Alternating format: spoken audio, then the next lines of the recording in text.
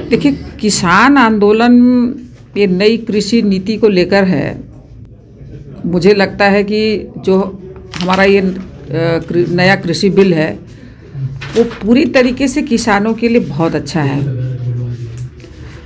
मुझे ऐसा लगता है 26 जनवरी को लाल किले में जिस तरह से किसानों के आड़ में कुछ असामाजिक तत्वों ने तिरंगा लहराया, भारत के झंडे का अपमान किया, उसे देखकर ऐसा लगता है कि किसानों के पीछे कुछ और लोग हैं जो अपनी राजनीतिक रोटी सेक रहे हैं। सुप्रीम कोर्ट ने भी कहा कि किसानों से बात करना है।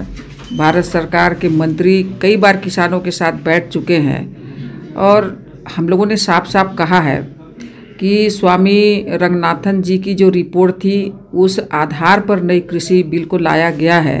यदि किसानों को ऐसा लगता है कि इससे हमारा नुकसान हो रहा है तो उसमें कुछ संशोधन की गुंजाइश हमेशा रहेगी। एमएसपी को लेकर उन्हें डर था, अभी इस बिल में एमएसपी को लेकर बिल्कुल साफ कह दिया गया है कि हम 1.5 गुना एमएसपी बढ़ाएंगे, तो किसानों को चिंता करने की कोई बात नहीं।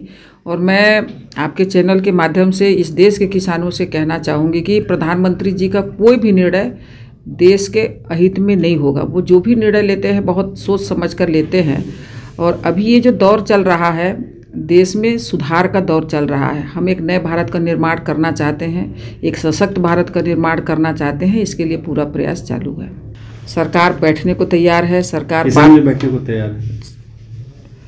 किसानों को समझना होगा, क्योंकि जो किसान के लिए बिल लाया गया है वो बहुत अच्छा बिल है।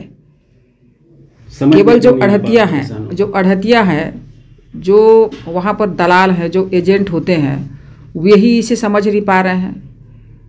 जो मंडी है, मंडी में केंद्र सरकार का नहीं बल्कि प्रदेश सरकार के अंडर में वो मंडियाँ काम करती हैं।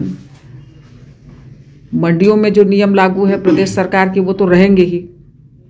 बस हमने जनता किसानों को हमने एक बड़ा प्लेटफॉर्म दिया है, एक बड़ा अवसर दिया है कि वहाँ उनके जो मेहनत की कमाई होती है तो अपने उत्पादन को, अपने फसल को जहाँ भी ज़्यादा उनको मुनाफा होगा वहाँ वो बेच सकते हैं। उसके लिए अब उनके लिए कोई ना तो राज्य की सीमाएं रहेंगी और नहीं किसी ज़िले की सीमा रहेगी। कृषि मंत्री कह रहे हैं कि अभी भी सिर्फ एक राज्य का मसला है, जबकि तमाम राज्यों के लोग वहाँ आज भी हैं बॉर्डर पे।